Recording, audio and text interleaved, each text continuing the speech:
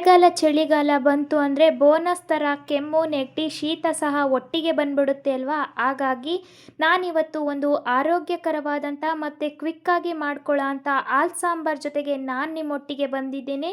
ನಮಸ್ತೆ, ಸಿರಿಮನೆ ಅಡುಗೆ ಚಾನಲ್ಗೆ ನಿಮ್ಮೆಲ್ಲರಿಗೂ ಸ್ವಾಗತ. ಬನ್ನಿ ಇವತ್ತು ಕ್ವಿಕ್ಕಾಗಿ ಹಾಲು ಸಾಂಬಾರು ಮಾಡೋದಕ್ಕೆ ಏನೇನು ಸಾಮಗ್ರಿಗಳು ಬೇಕು ಅಂತ ನೋಡ್ಕೊಂಬರೋಣ. ನಾನಿಲ್ಲಿ ಒಂದು ದೊಡ್ಡ ಕಪ್ಪಲ್ಲಿ 1 ಕಪ್ ಆಗುವಷ್ಟು ಕಾಯಿಸಿ ತಣ್ಣಗಾಗಿರೋಂಥ ಹಾಲನ್ನು ತಗೊಂಡಿಟ್ಕೊಂಡಿದ್ದೀನಿ. ಹಸಿ ಹಾಲನ್ನು ಬಳಸಬೇಡಿ, ಕಾಯಿಸಿ ಸ್ವಲ್ಪ ಉಗುರು ಬೆಚ್ಚಗಿರೋ ಅಂಥ ಹಾಲನ್ನು ತಗೊಂಡಿದ್ದೀನಿ. ಒಂದು ಚಿಕ್ಕ ಸೈಜ್ ಈರುಳ್ಳಿನ ಈ ಥರ ಕಟ್ ಮಾಡಿಟ್ಕೊಂಡಿದ್ದೀನಿ. ಒಂದು 6ರಿಂದ 7 ಎಸಳು ಬೆಳ್ಳುಳ್ಳಿ, ಸ್ವಲ್ಪ ಕರಿಬೇವು, ಮೆಣಸು, ಜೀರಿಗೆ, ಸ್ವಲ್ಪ ಸಾಸುವೆ, ರುಚಿಗೆ ತಕ್ಕಷ್ಟು ಉಪ್ಪು, ಒಂದು 2 ಸ್ಪೂನ್ ಆಗುವಷ್ಟು ತೆಂಗಿನ ತುರಿ, ಖಾರಕ್ಕೆ ಅಚ್ಚ ಖಾರದ ಪುಡಿನ ತಗೊಂಡಿದ್ದೀನಿ. ಇವಾಗ ಮಾಡೋದು ಹೇಗೆ ಅಂತ ನೋಡ್ಕೊಂಬರೋಣ. ನಾನಿಲ್ಲಿ ಒಂದು ಮಿಕ್ಸಿ ಜಾರ್ನ ತಗೊಂಡು ಅದಕ್ಕೆ ನಾನು ದೊಡ್ಡದಾಗಿ ಕಟ್ ಮಾಡಿಟ್ಕೊಂಡಿರೋಂಥ ಈರುಳ್ಳಿ, ಕರಿಬೇವು, ಮೆಣಸು, ಜೀರಿಗೆ, ಅಚ್ಚ ಖಾರದ ಪುಡಿ ಸೇರಿಸ್ಕೊಳ್ತಾ ಇದ್ದೀನಿ. ನೀವು ಬಾಣಂತಿಯರಿಗೆ ಕೊಡೋದಾದರೆ ಹಸಿ ತೆಂಗಿನಕಾಯಿ ತುರಿ ಬದಲು ಕೊಬ್ಬರಿ ತುರಿನ ಸೇರಿಸ್ಕೊಳ್ಬೋದು. ಅದು ಸಹ ತುಂಬ ಟೇಸ್ಟಿಯಾಗಿರುತ್ತೆ. ಇದೊಂದು ಬಾಣಂತಿ ರೆಸಿಪಿ ಅಂತ ಸಹ ಹೇಳ್ಬೋದು. ತುಂಬ ಟೇಸ್ಟಿಯಾಗಿರುತ್ತೆ. ರುಬ್ಬೋದಕ್ಕೆ ಎಷ್ಟು ನೀರು ಬೇಕೋ ಅಷ್ಟು ನೀರನ್ನ ಸೇರಿಸ್ಕೊಂಡು ತುಂಬ ನುಣ್ಣಗೆ ರುಬ್ಕೊಂಬರೋಣ.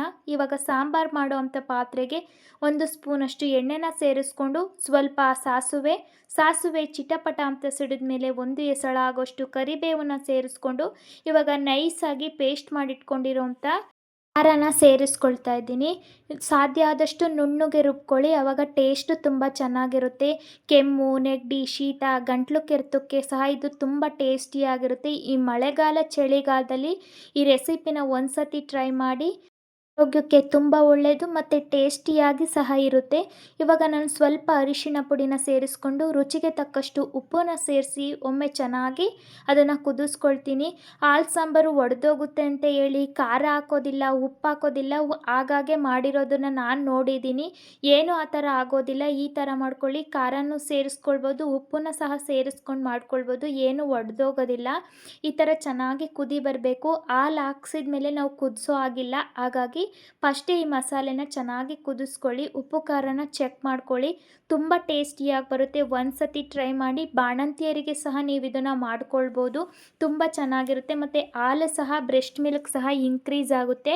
ಈ ಥರ ಚೆನ್ನಾಗಿ ಕುದಿ ಬಂದಾದಮೇಲೆ ನಾವು ಕಾಯಿಸಿ ತಣ್ಣಗಾಗಿರೋಂಥ ಹಾಲನ್ನು ಸೇರಿಸ್ಕೊಂಡು ನಾವು ಅದನ್ನು ಆಫ್ ಮಾಡ್ಕೊಳ್ಬೇಕಾಗುತ್ತೆ. ನೀವು ಇದನ್ನು ಬೇಸಿಗೆಯಲ್ಲಿ ಮಾಡೋದಾದರೆ ಮಜ್ಜಿಗೆನ ಸೇರಿಸ್ಕೊಳ್ಳಿ, ಆವಾಗ ಮಜ್ಜಿಗೆ ಸಾಂಬಾರಾಗುತ್ತೆ. ಶೀತದ ಟೈಮಲ್ಲಿ ಮಾಡ್ಕೊಳ್ಳೋದ್ರಿಂದ ಹಾಲನ್ನು ಸೇರಿಸ್ಕೊಂಡ್ರೆ ತುಂಬ ಒಳ್ಳೆಯದು.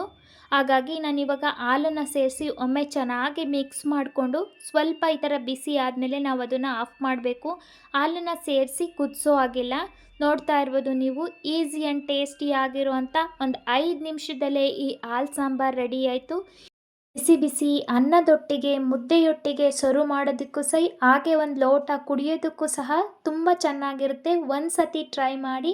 ಈ ಥರ ಚೆನ್ನಾಗಿ ಮಿಕ್ಸ್ ಮಾಡಿದ ಮೇಲೆ ಸ್ಟವ್ನ ಆಫ್ ಮಾಡ್ಕೊಳ್ಳಿ. ನೋಡಿ, ಈಸಿ ಆ್ಯಂಡ್ ಟೇಸ್ಟಿ ಆಗಿರೋಂಥ ಹಾಲು ಸಾಂಬಾರು ಒಂದು 5 ನಿಮಿಷದಲ್ಲೇ ರೆಡಿ ಆಯಿತು. ಇದೇ ಥರ ಈಸಿ ಆ್ಯಂಡ್ ಹೆಲ್ತಿ ರೆಸಿಪೀಸ್ಗಾಗಿ ಸಿರಿಮನೆ ಅಡುಗೆ ಚಾನಲ್ನ ಸಬ್ಸ್ಕ್ರೈಬ್ ಮಾಡಿಕೊಂಡು ನಮಗೆ ಸಪೋರ್ಟ್ ಮಾಡಿ. ನಿಮ್ಮೆಲ್ಲರೂ ಸಪೋರ್ಟ್ ನಮಗೆ ತುಂಬ ಮುಖ್ಯ. ಪ್ಲೀಸ್ ನಮಗೆ ಸಪೋರ್ಟ್ ಮಾಡಿ. ಈ ರೆಸಿಪಿನ ಟ್ರೈ ಮಾಡಿ. ಟೇಸ್ಟ್ ಹೇಗಿತ್ತು ಅಂತ ನನಗೆ ಕಮೆಂಟ್ ಮಾಡಿ ತಿಳಿಸಿ. ನೆಕ್ಸ್ಟ್ ವಿಡಿಯೋದಲ್ಲಿ ಸಿಗ್ತೀನಿ ಫ್ರೆಂಡ್ಸ್. ಅಲ್ಲಿವರೆಗೂ take care, bye. Thank you for watching.